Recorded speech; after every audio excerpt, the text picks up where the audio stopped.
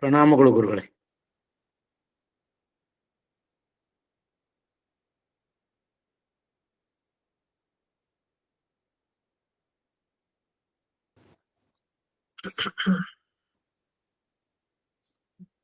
ಸ್ತುಮತಿಭಿರನುವೇದಂ ಶುಭ್ರಕಾಜಂ ಸಖಾಜಂ ಸುಖಮದಮನಪಾಜಂ ಮುಕ್ತ್ಯುಪಾಜಂ ವಿವಾಜಂ ದ್ರಹಜಮಹಮಮೇಜಂ ಧೇಜಮಾಮ್ನಾಜಗೇ ಸದಜಮಸದಜೇಜಂ ಶ್ರೀಸಹಾಜಂ ಭಜೇಜಂ ಅಂಜನಾಸೂನು ಸಾನ್ನಿಧ್ಯಾದ್ ವಿಜಯೇನ ವಿರಾಜಿತಂ ಅಜಿತ ಪ್ರೀತಿಜನಕಂ ಭಜೇಹಂ ವಿಜಯಧ್ವಜಂ ತಪಸ್ವಾಧ್ಯಾಯ ಶುಶ್ರೂಷಾ ಕೃಷ್ಣ ಪೂಜಾರತಂ ಮುನಿಂ ವಿಶ್ವೇಶಮಿಷ್ಟದಂ ವಂದೇ ಪರಿಮ್ರಾಟ್ ಚಕ್ರವರ್ತಿನಂ.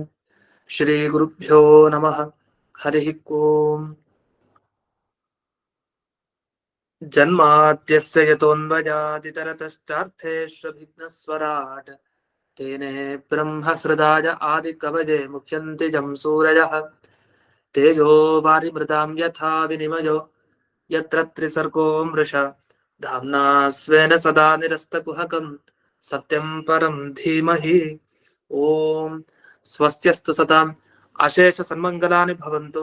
ಸಮ್ಯಕ್ ಶ್ಲೋಕೈಕ ಶ್ರವಣ ಪಠನ ಮಾತ್ರೇಣ ವಕ್ತುಶ್ಚ ಶ್ರೋತॄಣಾಂ ನಿಖಿಲ ಕಲಿಕೃತ ಕಲ್ಮಷ ಅಪನೋದನ ಪಡುತ್ತಾರೆ. ಶ್ರೀಮದ್ ಭಾಗವತೆ ಮಹಾಪುರಾಣೆ ತೃತೀಯ ಸ್ಕಂಧೆ ಅಷ್ಟಮೋಧ್ಯಾಯ ಅದ್ಯ ಕಥಾನುವಾದೆ ಸತಿ ಕಿಂಚಿತ್ ಪೂರ್ವ ಕಥಾನುವಾದಃ.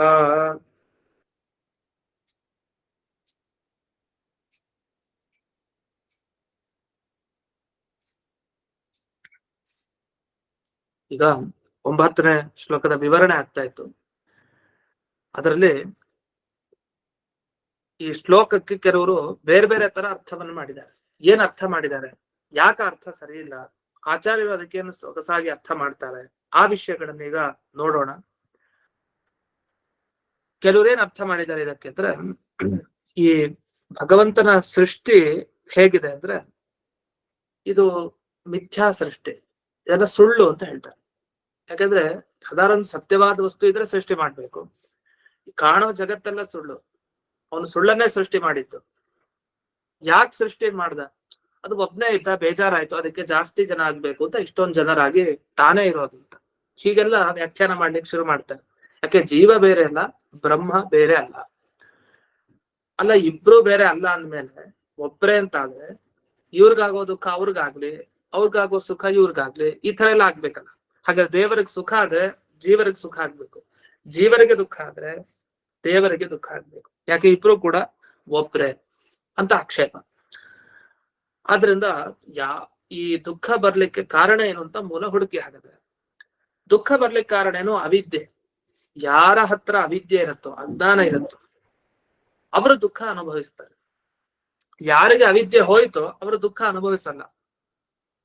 ಈ ತರ ಉತ್ತರವನ್ನ ಕೊಡ್ತಾರೆ. ಆಗಲೂ ನಮ್ ಪ್ರಶ್ನೆ, ಅವಿದ್ಯೆ ಯಾರಿಗೆ ಹೇಳ್ತೀರಿ, ದೇವರಿಗೆ ಹೇಳ್ತೀರಾ, ಜೀವರಿಗೆ ಹೇಳ್ತೀರಾ? ದೇವರಿಗೆ ಅವಿದ್ಯೆ ಅಂದ್ರೆ ಏನರ್ಥ? ಅಜ್ಞಾನ ಜೀವರಿಗೇನೋ ಅನ್ಕೊಳ್ಬಹುದು, ಅದೇ ದೇವರಿಗೆ ಅವಿದ್ಯೆ ಇದೆ ಅಂದ್ರೆ ಅಂಥವನ್ನೇನ್ ಅನ್ಬೇಕು? ಇಲ್ಲ, ಯಾಕೆಂದ್ರೆ ಅವ್ರ ಪ್ರಕಾರ ಅವಿದ್ಯೆಯನ್ನ ಜೀವರಿಗೆ ಹೇಳಲಿಕ್ಕೆ ಬರಲ್ಲ. ಯಾಕೆ? ಜೀವರೇ ಇಲ್ಲ, ಆದ್ರಿಂದ ಸುಳ್ಳು ಎಲ್ಲ. ಹಾಗಾದ್ರೆ ಹೇಳೋದಿದ್ರೆ ಅವಿದ್ಯೆ ಬ್ರಹ್ಮನಿಗೆ ಹೇಳ್ಬೇಕು. ನಿಜ, ಬ್ರಹ್ಮನಿಗೆ ದೇವರಿಗೆ ಅವಿದ್ಯೆ. ಆ ದೇವರಿಗೆ ಅವಿದ್ಯೆ ಇರೋದ್ರಿಂದ ಒಬ್ಬನೇ ದೇವರು ಅನೇಕರಾಗಿ ಕಾಣ್ತಾ ಇದ್ದಾರೆ ಜೀವರಾಗಿ, ಅದೇ ಸತ್ಯ. ಆದ್ರೆ ಇದನ್ನೆಲ್ಲ ಹೇಗ್ ಕೂಡಿಸ್ತೀರಿ? ದೇವರು ಜೀವ ಒಂದೇ ಆಗ್ಬೇಕು, ಹೌದು. ಆದ್ರೆ ಜೀವನಿಗೆ ಮಾತ್ರ ದುಃಖ, ದೇವರಿಗೆ ದುಃಖ ಇಲ್ಲ, ಪೂರ್ಣ ಸುಖ. ಹೇಗೆ? ಅದು ದೇವರ ಅಚಿಂತ್ಯದ್ಭುತ ಶಕ್ತಿ. ಹಾಗಾಗಿ ಇದೆಲ್ಲ ಕೂಡುತ್ತೆ. ಏನ್ ಅಚಿಂತ್ಯದ್ಭುತ ಶಕ್ತಿ ಅಂದ್ರೆ, ದೇವರು ಅನ್ಕೊಡ್ತಾನಂತೆ, ನಾನು ಅನೇಕ ಜೀವರ ರೂಪಗಳನ್ನು ತಗೊಂಡಿದ್ದೀನಿ, ನಾನೇ ಎಲ್ಲಾ ಜೀವರಾಗಿ ನಾನೇ ಸೃಷ್ಟಿಯಾಗಿದ್ದು, ಅವ್ರಿಗೆಲ್ಲ ದುಃಖ ಇರ್ಲಿ, ನನಗ್ ಮಾತ್ರ ಇಲ್ಲದೆ ಇರ್ಲಿ ಅಂತ ಅವನೇ ಯೋಚನೆ ಮಾಡಿ ತನ್ನ ಅಚಿಂತ್ಯದ್ಭುತ ಶಕ್ತಿಯಿಂದ ವಸ್ತುತಃ ಜೀವರು ತಾನ್ ಬೇರೆ ಅಲ್ಲದೆ ಹೋದ್ರು ಜೀವರಿಗೆ ಮಾತ್ರ ದುಃಖ ಕೊಡ್ತಾನೆ, ತನಗ್ ಮಾತ್ರ ದುಃಖ ತಂದುಕೊಳಲ್ಲ ಅಂತ ಇದು ಕೆಲವರು ಅರ್ಥ ಮಾಡಿತ್ತು ಈ ಭಾಗವತ ಪದ್ಯಕ್ಕೆ ಹೇಳ್ತಾ ಹೇಳ್ತಾ. ಆದ್ರೆ ಸರಿ ಇಲ್ಲ. ಅವರೊಂದು ಉದಾಹರಣೆನೂ ಕೂಡ ಕೊಡ್ತಾರೆ ಇದಕ್ಕೆಲ್ಲ. ಅವ್ರ ಸಿದ್ಧಾಂತ ಎಲ್ಲ ಹೇಳ್ತಾರೆ. ಕೊನೆಗೆ ನಮ್ಮ ಸಿದ್ಧಾಂತ ಏನು ಅಂತ ಬರುತ್ತೆ. ಒಬ್ಬ ಜೀವ ತಾನು ಕನಸು ಕಾಣ್ತಾನೆ. ಕನಸಿನಲ್ಲಿ ಕಂಡಾಗ ಅವ್ರು ಏನ್ ಕನಸು ಕಾಣ್ತಾನೆ ಅಂದ್ರೆ, ತನ್ ತಲೆ ಕಡ್ದು ಹೋಗೋ ತರ ಕನಸು ಬೀಳುತ್ತೆ. ಸ್ವಶಿರಚ್ಛೇದ ಅಂತ ಹೇಳ್ತಾರೆ. ಇದು ಸಂಧ್ಯಾಧಿಕರಣ ಸುಧಾಪಾಠದಲ್ಲೂ ಬಂದಿತ್ತು, ಆದ್ರೆ ಅಲ್ಲಿ ಸ್ವಲ್ಪ ಬೇರೆ, ಇಲ್ಲಿ ಬೇರೆ. ತಲೆ ಬಿದ್ದೋಯ್ತು, ಹಾಗೊಂದು ಕನಸು ಬಂತು. ವಸ್ತುತಃ ಆಗಿದೆಯಾ? ಇಲ್ಲ. ಯಾಕಂದ್ರೆ ತಾನೇ ಕನಸು ಕಾಣೋನು, ತನ್ನ ಕನಸಿನಲ್ಲಿ ತನ್ನ ತಲೆ ಇಲ್ಲ, ಹಾಗೊಂದು ಕನಸು ಬಂದಿದೆ, ಬಿದ್ದು ಹೋಗಿದೆ. ಈ ಸ್ವಶಿರಚ್ಛೇದ ಸ್ವಪ್ನ ಏನಿದೆ, ಇದು ಇಲ್ದೇ ಇರೋದನ್ನೇ ಅವ್ರು ಕಾಣ್ತಾ ಇರೋದು. ಹಾಗಂತ ಹೇಳಿ ಮುಂದಕ್ಕೆ ಹಾಗಿಲ್ಲ ಅಂತಿಲ್ಲ. ಮುಂದೆ ಯಾವತ್ತೋ ಒಂದ್ ದಿವಸ ಸ್ವಶಿರಚ್ಛೇದ ಆಗತ್ತೆ, ಇಲ್ಲ ಅಂತಿಲ್ಲ. ಸ್ವಶಿರಚ್ಛೇದ ಆಗ್ಲೇಬೇಕು ಅಂತಿಲ್ಲ. ಅಂತೂ ಕನಸಿನಲ್ಲಿ ಯಾವ್ದು ಇಲ್ವೇ ಇಲ್ವೋ ವಸ್ತು ಅದನ್ನೂ ಕಾಣ್ಲಿಕ್ಕೆ ಆಗತ್ತೆ. ಕನಸಿನಲ್ಲಿ ಇಲ್ದೇ ಇರೋದನ್ನೆಲ್ಲ ಕಾಣ್ಬೋದು. ಹೇಗ್ ಕಾಣ್ತಾನಾಗ? ಅವಿದ್ಯೆಯಿಂದ ಕಾಣತ್ತಷ್ಟೇ. ಅದರಿಂದ ಏನು ಹೇಳಿಕ್ ಹೊರಟಿದ್ದಾರೆ ಇವರು ಅಂದ್ರೆ, ಹೇಗೆ ಒಂದು ಕನಸಿನಲ್ಲಿ ಜೀವ ಒಬ್ಬನೇ ಇದ್ರು, ಆ ಕನಸಿನಲ್ಲಿ ಅವಿದ್ಯೆ ಅಜ್ಞಾನದಿಂದಾಗಿ ಏನೇನೋ ಕಾಣ್ತಾನೆ. ತನ್ನ ತಲೆ ಇಲ್ಲದೆ ಇರೋ ತರ ಕಾಣ್ತಾನೆ, ತಾನು ಎಲ್ಲೋ ಹೋಗಿದ್ದಾನೆ ಅಂತ ಕಾಣ್ತಾನೆ. ವಸ್ತುತಃ ತಾನು ಮನೇಲೇ ಇದ್ದಾನೆ, ಎಲ್ಲೂ ಹೋಗಿಲ್ಲ.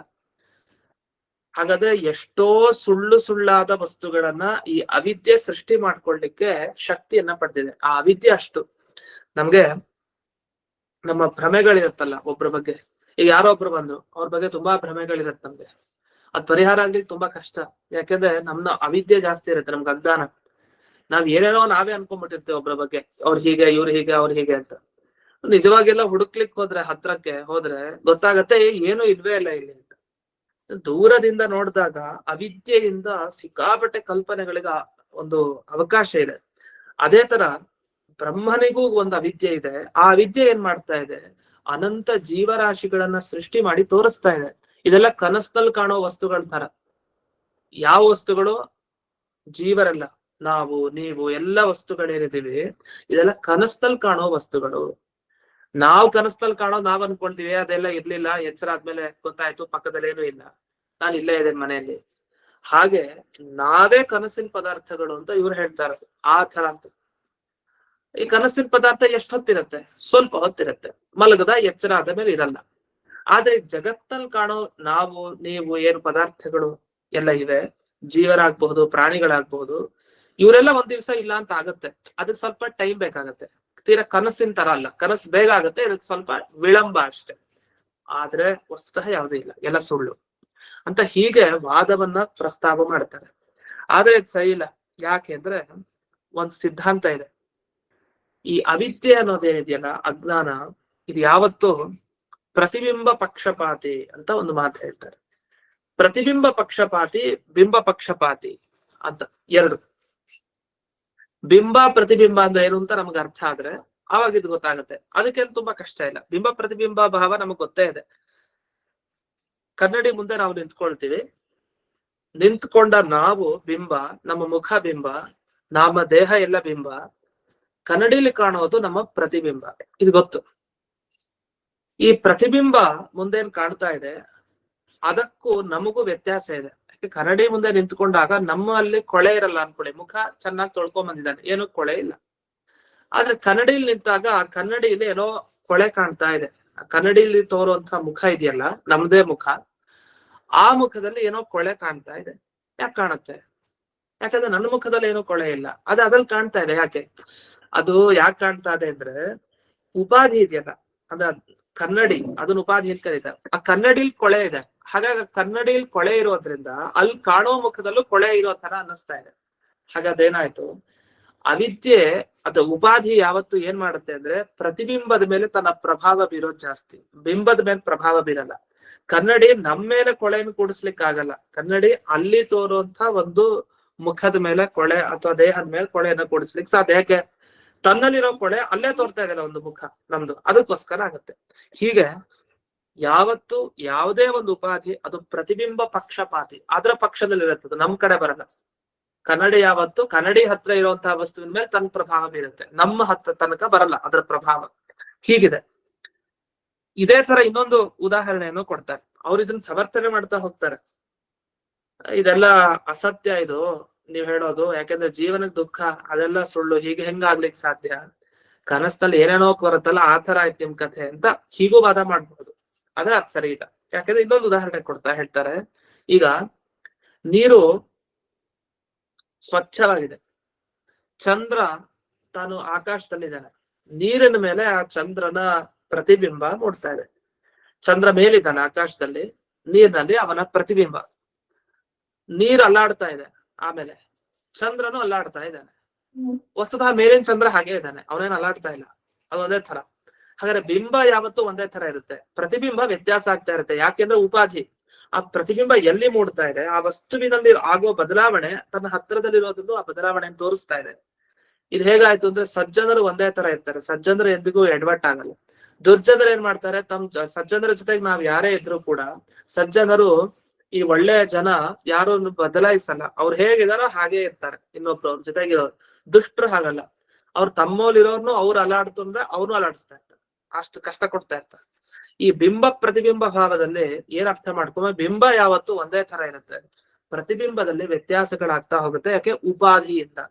ನೀರು ಉಪಾಧಿಯಲ್ಲಿ, ಆ ನೀರಿನಲ್ಲಿ ಕಾಣೋದ್ರಿಂದ ಚಂದ್ರಬಿಂಬ, ನೀರ್ ಹೇಗಿರುತ್ತೋ ಹಾಗಿರುತ್ತೆ ಚಂದ್ರಬಿಂಬ. ಅದ್ರ ಮೇಲಿನ ಒಂದು ಚಂದ್ರ ಏನಿದೆ ಅವನು ಒಂದೇ ತರ. ಹಾಗಾಗಿ ಚಂದ್ರ ಬಿಂಬ ಆದ್ರೆ, ಚಂದ್ರ ಪ್ರತಿಬಿಂಬ ಅನ್ನೋ ಶಬ್ದದಿಂದ ಏನ್ ಕರಿತೀವಿ, ಈ ಕೆಳಗೆ ನೀರಿನಲ್ಲಿ ಕಾಣೋದು ಅದು ಒಂದೇ ತರ ಇಲ್ಲ, ಅಲ್ಲಿ ಚಲನವಲನಗಳು ಕಾಣ್ತಾ ಇದೆ. ಇದೆಲ್ಲ ಆಗೋದು ಹೇಗೆ? ಏನ ಚಿಂತಾತ್ಮಕ ಶಕ್ತಿಯಿಂದ ಆಗ್ತಾ ಇದೆ ಅವೆಲ್ಲ? ಇಲ್ಲ, ಸಹಜ ಇದು. ಹಾಗಾದ್ರೆ ಭಗವಂತ ತಾನು ಈ ಜೀವನನ್ನ ಬಿಂಬನಾಗಿ, ಅಲ್ಲಿ ಪ್ರತಿಬಿಂಬನಾಗಿ ಪಡೆದಿದ್ದಾನೆ ಜೀವನನ. ಭಗವಂತ ಬಿಂಬ, ಜೀವರೆಲ್ಲ ಪ್ರತಿಬಿಂಬ, ಮಧ್ಯೆ ಅವಿದ್ಯೆ. ಅದೇನ್ ಮಾಡ್ತಾ ಇದೆ ಅಂದ್ರೆ, ಆ ಅವಿದ್ಯೆ ಜೀವನಲ್ಲಿ ದೋಷಗಳನ್ನು ತೋರಿಸ್ತಾ ಇದೆ, ದೇವರಲ್ಲಿ ದೋಷಗಳನ್ನು ತೋರಿಸ್ತಾ ಇಲ್ಲ. ಹೇಗೆ ಕನ್ನಡಿ ಮುಂದೆ ನಿಂತಾಗ ನಮ್ಮಲ್ಲಿ ಕೊಳೆ ಕಾಣಲ್ಲ, ಕನ್ನಡಿ ಹತ್ರ ಇರುವಂತಹ ಮುಖ ಅಂತ ಕನ್ನಡಿ ತೋರೋ ಮುಖದಲ್ಲಿ ದೋಷ ಕಾಣ್ತಾ ಇದೆ. ಹಾಗೆ ಚಂದ್ರನಲ್ಲಿ ದೋಷ ಇಲ್ಲ, ಅಂದ್ರೆ ಚಂದ್ರನಲ್ಲಿ ಚಲನವಲನ ಇದೆ, ಒಂದೇ ತರ ಇದ್ದಾನೆ. ಆದ್ರೆ ಅವನ ಪ್ರತಿಬಿಂಬ ನೀರಿನ ಜೊತೆ ಇರೋದ್ರಿಂದ ಹಾಗೆ ಚಲನವಲನಗಳಿದೆ. ಇದು ಯಾವುದಕ್ಕೂ ಅಚಿಂತ್ಯದ್ಭುತ ಶಕ್ತಿ ಬೇಕಾಗಿಲ್ಲ. ಅದೇ ತರ ದೇವರ ಹತ್ರ ಇರೋ ಅವಿದ್ಯೆ ಜೀವನದಲ್ಲಿ ದೋಷಗಳನ್ನು ತೋರಿಸುತ್ತೆ, ದೇವರಲ್ಲಿ ದೋಷಗಳನ್ನು ತೋರಿಸಲ್ಲ ಅಂತ. ಇಷ್ಟು ಇಲ್ಲಿ ಬಂದ ವಿಷಯ. ಇದಾದ್ಮೇಲೆ ಭಗವಂತನಿಗೆ ಅಚಿಂತ್ಯದ್ಭುತ ಶಕ್ತಿ ಇಲ್ಲ ಅಂತ ಹೇಳ್ಬಿಟ್ಟು, ಹಾಗಾದ್ರೆ ಯಾರಿಗೆ ಶಕ್ತಿ ಇದೆ ನಿಜವಾಗಿ ಹೇಳಿ ಅಂದ್ರೆ, ಅವ್ರ ಸಿದ್ಧಾಂತ ಹೇಗೆ ಅಂದ್ರೆ, ದೇವರಿಗೆ ಅಚಿಂತ್ಯದ್ಭುತ ಶಕ್ತಿ ಒಪ್ಪಲ್ಲ ಅವರು ಅಂತವ್ರು. ಯಾರು ಜೀವ ಬ್ರಹ್ಮ ಒಂದೇ ಅಂತ ಹೇಳ್ತಾರಲ್ಲ, ಅವರ ಮತದಲ್ಲಿ ಪರಮಾತ್ಮನಿಗೆ ಅಚಿಂತ್ಯದ್ಭುತ ಶಕ್ತಿಯನ್ನು ಅವ್ರು ಒಪ್ಪಿಲ್ಲ. ಯಾವ್ದಕ್ಕಾಗ ಅಚಿಂತ್ಯದ್ಭುತ ಶಕ್ತಿ ಇದೆ? ಅವಿದ್ಯೆಗೆ ಅಚಿಂತ್ಯದ್ಭುತ ಶಕ್ತಿ ಇದೆ, ದೇವರಿಗಲ್ಲ. ಯಾಕೆ? ದೇವರಲ್ಲಿ ಯಾವ ಧರ್ಮನೂ ಇಲ್ಲ, ಯಾವ ಕ್ರಿಯೆನೂ ಇಲ್ಲ, ಅವ್ನ್ ಏನು ಮಾಡಲ್ಲ. ಅವ್ನ್ ನಿರ್ವಿಕಾರ ಶುದ್ಧ ಬುದ್ಧ ಬ್ರಹ್ಮ, ನಿರ್ಗುಣ ಬ್ರಹ್ಮ. ಆ ಬ್ರಹ್ಮನಲ್ಲಿ ಅಚಿಂತ್ಯ ಅದ್ಭುತ ಶಕ್ತಿನೇ ಇಲ್ಲ. ಇನ್ನಲ್ಲ ಅದ್ಭುತ ಶಕ್ತಿ, ಅದು ಬೇರೆ ಅಚಿಂತ್ಯ ಅಂತೆ. ಅಚಿಂತ್ಯ ಅದ್ಭುತ ಶಕ್ತಿ ಇದು ಇರ್ಲಿಕ್ಕೆ ಸಾಧ್ಯನೇ ಇಲ್ಲ. ಯಾರಲ್ಲಿರೋದು ಅಂದ್ರೆ, ಈ ದುಃಖ ತೋರಿಸ್ತಾ ಇರೋದು ಯಾವುದು? ಅವಿದ್ಯೆ. ಜೀವ ಬ್ರಹ್ಮ ಬೇರೆ ಬೇರೆ ಅನ್ನೋ ತರ ಭ್ರಮೆ ಬರ್ಲಿಕ್ಕೆ ಕಾರಣ ಅವಿದ್ಯೆ. ಮತ್ತೆ ಬ್ರಹ್ಮನ ಜೊತೆಗಿರೋದು ಅವಿದ್ಯೆ, ಜೀವನದಲ್ಲಿ ದೋಷ ತೋರಿಸೋದು ಅವಿದ್ಯೆ, ಎಲ್ಲ ಅವಿದ್ಯೆಯಿಂದ. ಹಾಗಾದ್ರೆ ಆ ಅವಿದ್ಯೆ ಪರಮೋತ್ಕೃಷ್ಟ, ಅದರಲ್ಲಿ ಎಲ್ಲ ಶಕ್ತಿಗಳು ತುಂಬಿದೆ. ಹಾಗಾಗಿ ಅಘಟಿತ ಘಟನಾ ಶಕ್ತಿ, ಯಾವುದು ಅಘಟಿತ ಕೂಡಿಸ್ಲಿಕ್ಕೆ ಆಗಲ್ಲ ಅದನ್ನು ಕೂಡಿಸುವಂತ ಶಕ್ತಿ ಇದ್ರೆ ಅದು ಅವಿದ್ಯೆಗೆ ಮಾತ್ರ. ಇಷ್ಟೆಲ್ಲ ವ್ಯಾಖ್ಯಾನ ಮಾಡ್ತಾ ಬಂದ್ರು. ಇದನ್ನ ಒಟ್ಟು ಇವ್ರು ಏನ್ ಮಾಡಿದ್ರು ಅಂದ್ರೆ, ಜೀವರಿಗೆ ಸ್ಥಾನಮಾನ ಇಲ್ಲ, ಜೀವ ಅಂತ ಒಬ್ಬ ಇಲ್ವೇ ಇಲ್ಲ, ತತ್ವನೇ ಇಲ್ಲ, ಜೀವರೆಲ್ಲ ಸುಳ್ಳು. ಸರಿ, ದೇವ್ರಿಗಾದ್ರೂ ಒಂದು ಸ್ಥಾನಮಾನ ಕೊಟ್ರ? ದೇವರಿಗೂ ಸ್ಥಾನಮಾನ ಇಲ್ಲ. ಯಾಕೆ? ಅವ್ನ ನಿರ್ಗುಣ ನಿರ್ವಿಕಾರ ಶುದ್ಧ ಬುದ್ಧ ಬ್ರಹ್ಮ, ಅವನಲ್ಲಿ ಏನು ಇಲ್ಲ. ಮತ್ ಏನಕ್ಕೆ ಸ್ಥಾನ ಕೊಟ್ರಿ? ಅವಿದ್ಯೆಗೆ ಸ್ಥಾನ ಕೊಟ್ರಿ, ಅಜ್ಞಾನ ಭ್ರಮೆಗೆ ಸ್ಥಾನ. ಅವರ ಸಿದ್ಧಾಂತದಲ್ಲಿ ಅಜ್ಞಾನ ಅವಿದ್ಯೆಗೆ ಅದು ಅಚಿಂತ್ಯ ಅದ್ಭುತ ಶಕ್ತಿಯನ್ನ ಪಡೆದಿದೆ. ಯಾಕೆ? ಅದರಿಂದಲೇ ಎಲ್ಲ ಜೀವರು ಕಾಣ್ತಾ ಇರೋದು, ವಸ್ತುತ ಒಬ್ನೇ ಇರೋದು ಬ್ರಹ್ಮ ಅಂತ. ಹೀಗೆ ವ್ಯಾಖ್ಯಾನವನ್ನ ಈ ಶ್ಲೋಕಕ್ಕೆ ಮಾಡ್ತಾರೆ. ಆದ್ರೆ ಇದೆಲ್ಲ ಸರಿ ಇಲ್ಲ. ಯಾಕೆ ಅಂತ ಒಂದೊಂದೇ ಮುಂದೆ ಕಾರಣಗಳು ಇವೆ. ಅಷ್ಟರಲ್ಲಿ ಇನ್ನೊಬ್ರು ಬರ್ತಾರೆ, ವ್ಯಾಖ್ಯಾನ ಮಾಡ್ತಾರೆ. ಅಲ್ಲ, ಇಲ್ಲಿ ದೇವರಿಗೆ ಅಚಿಂತ್ಯ ಅದ್ಭುತ ಶಕ್ತಿ ನಾವು ಒಪ್ತೀವಿ ನಿಜ, ಏನ್ ಅವಿದ್ಯೆಗಲ್ಲ, ದೇವರಿಗೆ ಆ ಶಕ್ತಿ ಇದೆ, ಒಪ್ಪೋಣ. ಆದ್ರೆ ಈ ಸಮಾಧಾನ ವಸ್ತುತಃ ಕೊಡ್ಬೇಕು, ಮೈತ್ರೇಯರು ವಿದುರರಿಗೆ ಹೇಳ್ಬೇಕು. ಆದ್ರೆ ವಿದುರರಿಗೆ ಹೇಗೆ ಉಪದೇಶ ಕೊಡೋದು? ಉಪದೇಶ ಕೊಡ್ಲಿಕ್ಕೆ ಬರಲ್ಲ. ಯಾಕೆ? ಯಾರಿಗ ಉಪದೇಶ ಕೊಡ್ಬೇಕು ಅಂದ್ರೆ, ಬ್ರಾಹ್ಮಣ, ಕ್ಷತ್ರಿಯ, ವೈಶ್ಯ, 3 ವರ್ಣದವ್ರಿಗಷ್ಟೇ ಉಪದೇಶ, ಶೂದ್ರರಿಗೆ ಉಪದೇಶ ಇಲ್ಲ. ವಿದುರರು ದಾಸಿ ಪುತ್ರ, ದಾಸಿ ಪುತ್ರ ಆದ ವಿದುರರಿಗೆ ಹೇಗೆ ಉಪದೇಶ ಕೊಡೋದು ಅಂತ ಒಬ್ರು ವ್ಯಾಖ್ಯಾನಕಾರರು ಬರೀತಾರೆ ಈ ತರ. ಅವ್ರು ಬರ್ದಿದ್ದಕ್ಕೆ ಏನ್ ಅನ್ಬೇಕು? ವಿದುರಂತ ಮಹಾನುಭಾವರಿಗೆ ಮೈತ್ರೇಯರ ಉಪದೇಶ ಕೊಡ್ಲಿಕ್ ಬರಲ್ಲ ಅಂದ್ರೆ ಇದ್ ಹೇಗ್ ಸಾಧ್ಯ? ಇಷ್ಟೊತ್ ಮತ್ತೆ ಏನ್ ಕೊಟ್ಟಿತ್ತು ಅವ್ರಿಗೆ? ಉಪದೇಶ ಅಲ್ಲದೆ ಮತ್ತಿನ್ನೇನ್ ಕೊಟ್ಟಿತ್ತು? ಭಾಗವತಲ್ಲಿ ಅವ್ರಿಗೆ ಎಷ್ಟೊಂದು ಉಪದೇಶ ಕೊಟ್ಟಿತ್ತು. ಸಾಕ್ಷಾತ್ ಯಮಾಂಶ ಸಂಭೂತ ವಿದುರರು. ಅವ್ರ ದಾಸಿ ಪುತ್ರ ಆದ್ರಿಂದ ಅವ್ರಿಗೆ ಉಪದೇಶ ಕೊಡಬಾರದು, ಅದನ್ನ ಮುಚ್ಚಿಟ್ಬಿಟ್ರು ಅಂತ ಇವ್ರು ಹೇಳಲಿಕ್ಕೆ ಹೊರಟಿದ್ದಾರೆ ಇನ್ನೊಬ್ರು ವ್ಯಾಖ್ಯಾನಕಾರರು. ಇದು ಎಂತ ಹಾಸ್ಯಾಸ್ಪದ. ಅದರಿಂದ ದೇವರಿಗೆ ಅಚಿಂತ್ಯದ್ಭುತ ಶಕ್ತಿ ಇದೆ. ಇದೆಲ್ಲ ಯಾಕೆ ಬಂತು ಈಗ ಅಂದ್ರೆ, ಹಿಂದೆ ಒಂದ್ ಪ್ರಶ್ನೆ ಮಾಡಿದ್ರು ಈ 9ನೇ ಶ್ಲೋಕದಲ್ಲಿ. ಜೀವನ ಜೊತೆಗೆ ದೇವರಿದ್ದು ಅದು ಹೇಗೆ ದೇವರು ದುಃಖ ಇಲ್ದೆ ಇರ್ತಾನೆ? ಯಾಕೆ ಅವನಿಗೆ ದುಃಖ ಆಗಲ್ಲ? ನಾವು ಮಾತ್ರ ಒದ್ದಾಡ್ಬೇಕಾ? ನಾವು ಕೆಸರಲ್ಲಿದ್ದೀವಿ, ನಮ್ ಜೊತೆನೂ ದೇವರ ಕೆಸರಲ್ಲೇ ಇರೋದು, ಅವ್ನ್ ಯಾಕೆ ಮೆತ್ಕೊಡಲ್ಲ? ಅವ್ನ್ ಯಾಕೆ ದುಃಖ ಆಗಲ್ಲ ಅಂತ ಪ್ರಶ್ನೆ ಮಾಡ್ಕೊಂಡು ಹೋಗ್ತಾ ಇದ್ದಾರೆ. ನೀರಲ್ಲಿ ನಾನ್ ಮುಳುಗ್ದೆ, ನನ್ ಜೊತೆಗಿರೋನು ಮುಳುಗಿಸ್ಬಿಟ್ಟೆ, ಅವನು ದುಃಖ ಪಡ್ಲಿ, ನಾನು ದುಃಖ ಪಡ್ಲಿ. ದೇವ್ರು ನಮ್ ಜೊತೆಗೆ ಇರ್ತಾನಲ್ಲ ಅನಾದಿ ಕಾಲದಿಂದ. ನಾವ್ ಯಾವತ್ತಿದ್ದೀವೋ ಅವತ್ತು ನಮ್ ಜೊತೆಗೆ ದೇವ್ರಿದಾನ ಅವತ್ತಿಂದ, ಮತ್ ಅವ್ನಿಗೆ ಯಾಕೆ ದುಃಖ ಆಗ್ಬಾರ್ದು ಅಂತ ಅನ್ನೋ ಪ್ರಶ್ನೆ ಮಾಡ್ಕೊಂಡ್ ಬಂದ್ರು.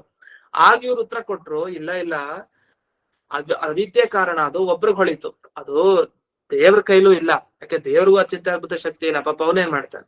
ಅದರಿಂದ ಜೀವರಿಗೆ ದುಃಖ ಇರ್ಲಿ, ನಾನೇ ಜೀವ, ಅದು ಅವನಿಗೆ ದುಃಖ ಇರ್ಲಿ, ನನಗ್ ಮಾತ್ರ ಬೇಡ ಅಂತ ವ್ಯವಸ್ಥೆ ಮಾಡ್ಕೊಳ್ಳೋ ಶಕ್ತಿನೂ ಅವನಿಗಿಲ್ಲ.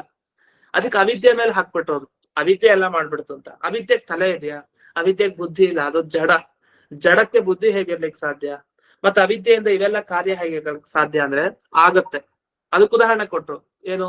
ಕನ್ನಡಿ ಜಡನ ಚೇತನನ? ಜಡ. ಮತ್ತೆ ಕನ್ನಡಿಲಿರೋ ಕೊಳೆ ಕಾಣಲ್ವಾ ಮುಖದಲ್ಲಿ? ಅದಕ್ಕೆ ತಲೆ ಇತ್ತ ಕನ್ನಡಿಗೆ? ಇಲ್ಲ, ಜಡದಲ್ಲೇ ಆ ಶಕ್ತಿ ಉಂಟು. ಅಷ್ಟೇ ಅಲ್ಲ, ನೀರು ಚಲಿಸ್ತಾ ಇದೆ, ಚಲನೆ ಮಾಡೋ ನೀರಿಗೆ ಬುದ್ಧಿ ಇದೆಯಾ? ಬುದ್ಧಿ ಇಲ್ಲ. ಆದ್ರೂ ಕೂಡ ತನ್ನಲ್ಲಿರುವಂತಹ ಚಂದ್ರನ ಪ್ರತಿಬಿಂಬ ಅದು ಅಲ್ಲಾಡೋ ತರ ಮಾಡುತ್ತೆ. ಎಲ್ಲ ಜಡ ತಾನೇ ಮಾಡಿದ್ದು. ಹಾಗೆ ಅವಿದ್ಯೆನೂ ಜಡ.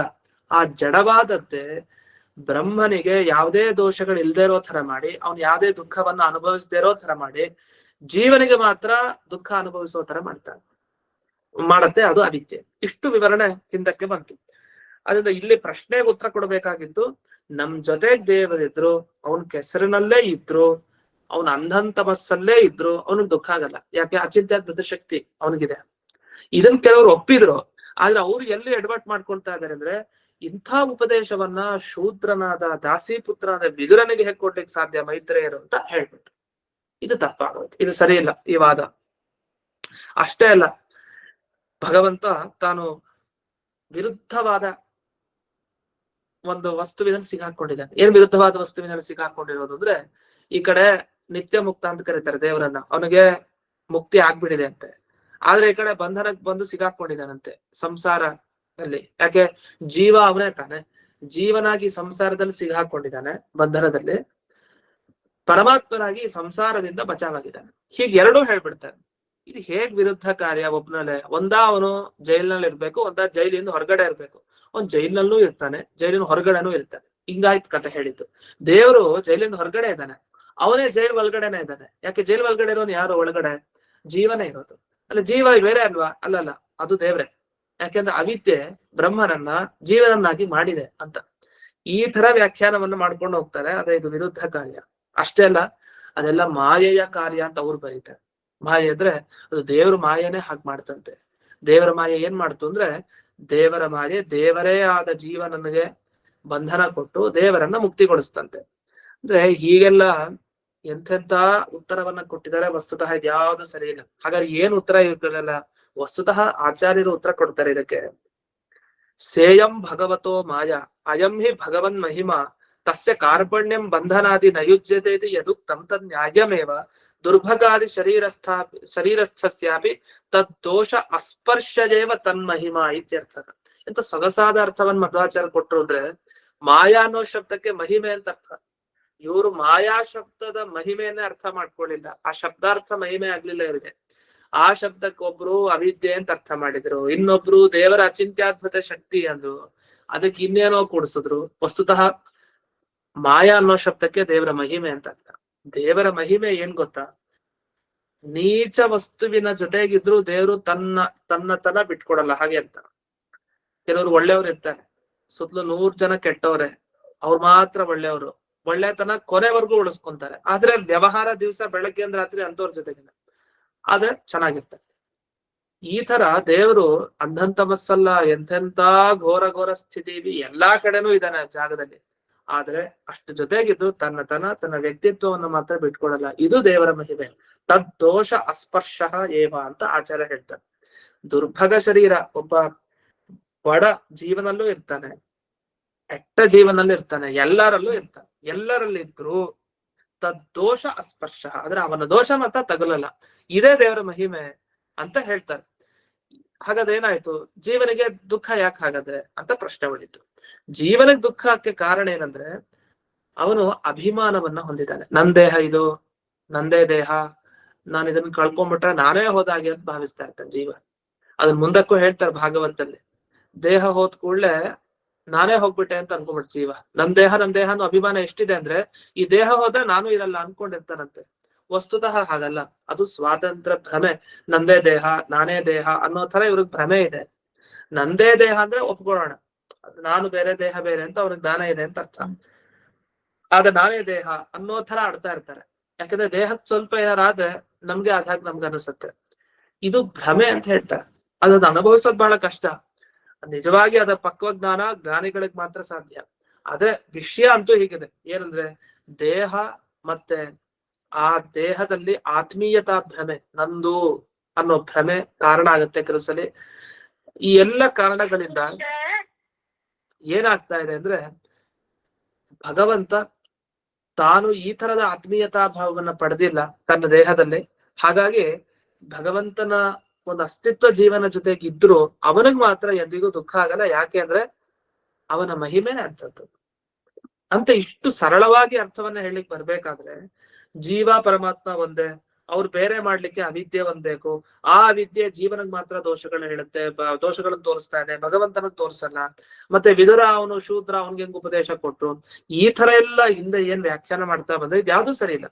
ಜೀವನಿಗೆ ಕಾರ್ಪಣ್ಯ, ದೀನತಾ ಭಾವ, ಸುಖ ದುಃಖ ಎಲ್ಲ ಯಾಕೆ, ಅದೆಲ್ಲ ಬಂಧನದಲ್ಲಿ ಇದ್ದಾನೆ ಅವನು, ಬಂಧನಕ್ಕೆ ಸಿಗಾಕೊಂಡಿದ್ದಾನೆ. ಆದ್ರಿಂದಾಗಿ ಇವೆಲ್ಲ ಆಗ್ತಾ ಇದೆ. ದೇಹದ ಮೇಲೆ ಆತ್ಮೀಯತಾ ಭ್ರಮೆ, ತಂದು ಅನ್ನುವ ಒಂದು ವಿಶಿಷ್ಟವಾದ ಭ್ರಮೆ ಅವನಿಗೆ ಏನಿದೆ, ಆ ಭ್ರಮೆನೇ ಇದಕ್ಕೆಲ್ಲ ಕಾರಣ ಆಗಿದೆ. ಇದನ್ನೆಲ್ಲ ಇಲ್ಲಿ ಆಚಾರ್ಯರು ಉತ್ತರ ಕೊಡ್ತಾ ಇದ್ದಾರೆ. ಹಾಗಾಗಿ ದುಃಖ ಜೀವರ ಶರೀರದ ಜೊತೆಗಿದ್ರು ದುಃಖ ಲೇಪ ಅವನಿಗೆ ಎಂದಿಗೂ ಇಲ್ಲ. ಇದು ಅವನ ಮಹಿಮೆ ಅಂತ ಆಯ್ತು. ಇಷ್ಟಾಗಿ ಮುಂದೆ ಇದೊಂದು ಪ್ರಶ್ನೆ, ಅಲ್ಲ ಭಗವಂತನಲ್ಲಿ ಗುಣ ಇದೆಯಾ ಇಲ್ವಾ? ಮುಂದಿನ ಪ್ರಶ್ನೆ, ಭಗವಂತನಲ್ಲಿ ಗುಣ ಇಲ್ಲ, ಈ ಗುಣನೇ ಇಲ್ದೇ ಇರೋನು ಗುಣ ಯಾಕೆ ಸ್ವೀಕಾರ ಮಾಡ್ತಾನೆ ಹಾಗಾದ್ರೆ? ಈಗ ದೇವರಲ್ಲಿ ಸತ್ವಗುಣ ರಜೋಗುಣ ತಮೋಗುಣ ಇಲ್ಲ, ಮತ್ ಯಾಕೆ ಈ ಸತ್ವಗುಣ ರಜೋಗುಣ ತಮೋಗುಣ ತಗೊಂಡು ಸೃಷ್ಟಿ ಮಾಡ್ಲಿಕ್ಕೆ ಹೋಗ್ತಾನೆ? ಒಂದ್ ಪ್ರಶ್ನೆ. ಮತ್ತ ಅವನು ವಿಕಾರ ಇದೆಯಾ? ಇಲ್ಲ. ಮತ್ ಯಾಕೆ ಈಗೆಲ್ಲ ಕೆಲಸ ಸೃಷ್ಟಿನೆಲ್ಲ ಮಾಡ್ಲಿಕ್ಕೆ ಹೋಗ್ತಾನೆ? ವಿಕಾರ ಆಗಲ್ವಾ? ಈಗ ನಾವೊಂದ್ ಸಣ್ಣದಾಗಿ ಯಾವ್ದೋ ಒಂದ್ ಕೆಲಸ ಮಾಡ್ಬೇಕಾದ್ರೆ ಟೆನ್ಷನ್ ಆಗ್ತಾ ಇರತ್ತೆ, ಇದು ಆಗತ್ತಾ ಇಲ್ವಾ, ಆಗತ್ತಾ ಇಲ್ವಾ, ಮನಸ್ಸಿನ ವಿಕಾರ. ಏನೋ ಒಂದು ಕೆಲಸ ಮಾಡ್ದೇನೆ ಸುಮ್ನೆ ಕೂತ್ರೆ ಒಂಥರ, ಕೆಲಸ ಮಾಡಿದ್ರೆ ಯೋಚನೆ ಶುರು, ಏನ್ ಮಾಡೋದು ಒಳಗಡೆ ಆತಂಕ ಜಾಸ್ತಿ ಇರುತ್ತೆ. ವಿಕಾರ ಆಗ್ದೇನೆ ಒಬ್ಬ ಕೆಲಸ ಮಾಡ್ತಾನೆ ಅಂತ ಇಲ್ವೇ ಇಲ್ಲ. ಯಾವ್ದೋ ಒಂದು ಸುಖವಾಗಿ ವಿಕಾರನೋ ದುಃಖವಾಗಿ ವಿಕಾರನೋ ಏನೋ ಒಂದು ಆಗ್ತಾ ಇರ್ಬೇಕು ಯಾವಾಗ್ಲೂ. ಅದ್ರಿಂದ ಏನೇ ಯೋಚನೆ ಮಾಡ್ತಾ ಇದ್ರು ದುಃಖ ಆಗುತ್ತೆ. ಇನ್ನು ಈ ಕೆಲಸ ಮಾಡಿದ್ರಂತೂ ಅವಶ್ಯವಾಗಿ ಏನೋ ಆಗ್ಲೇಬೇಕು ಸ್ವಲ್ಪನಾದ್ರು.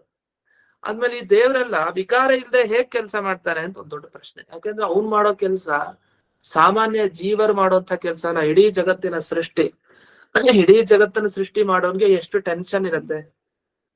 ಎಲ್ರು ಆಕ್ಷೇಪ ಮಾಡಲ್ವಾ, ಏನ್ ಸೃಷ್ಟಿ ಮಾಡಿದ್ನೋ ಏನೋ ಅಂತ ಹೇಳಿ ಎಲ್ರು ಆಕ್ಷೇಪ ಮಾಡ್ಲಿಕ್ಕೆ ಅವಕಾಶ ಇದೆ. ಎಲ್ರಿಗೂ ನ್ಯಾಯ ಒದಗಿಸ್ಬೇಕು, ಎಷ್ಟು ಕಷ್ಟ. ಅಂತೂ ಇಡೀ ಜಗತ್ತನ್ನಂತೂ ಸೃಷ್ಟಿ ಮಾಡ್ಬಿಟ್ಟ ದೇವರು. ಇಷ್ಟೆಲ್ಲ ಜಗತ್ತನ್ನು ಸೃಷ್ಟಿ ಮಾಡಿದ್ಮೇಲೆ ಅವ್ನಿಗೆ ಒಂದ್ ಸ್ವಲ್ಪನೂ ಮನಸ್ಸಿಗೆ ವಿಕಾರ ಆಗ್ಲಿಲ್ಲ ಅಂದ್ರೆ ನಂಬ್ಲಿಕ್ ಆಗುತ್ತಾ ಇದು? ಅವನು ಸೃಷ್ಟಿನೇ ಮಾಡ್ಲಿಲ್ಲ ಅಂದ್ರೆ ನಂಬೋಣ, ಅದ ಸೃಷ್ಟಿ ಮಾಡಿದಾನೆ ಅಂತಂದ್ಮೇಲೆ ಅವ್ನಿಗೆ ಹೇಗ್ ವಿಕಾರ ಆಗದೆ ಇರ್ತಾನೆ?